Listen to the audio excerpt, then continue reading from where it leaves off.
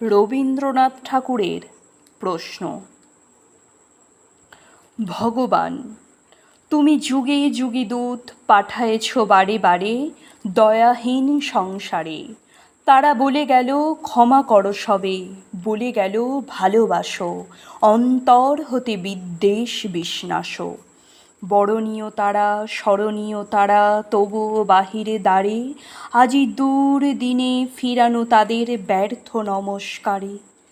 আমি যে দেখুন গোপন হিংসা কপট রাত্রি ছায়ে হেনেছে নিঃসহায়, আমি যে দেখিনু প্রতিকারহীন শক্তের অপরাধে বিচারের বাণী নীরবে নিভৃতে কাঁদে, আমি যে দেখিনু তরুণ বালক উন্মাদ হয়ে ছুটে কি যন্ত্রণায় মরেছে পাথরে নিষ্ফল মাথা কুটে।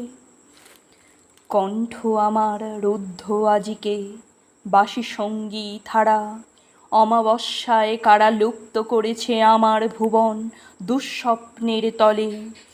তাই তো তোমায় শুধাই অশ্রুজলে, যাহারা তোমার বিষাইছে বায়ু নিভাইছে তব আলো, তুমি কি তাদের ক্ষমা করিয়াছ? তুমি কি বেসেছ ভালো?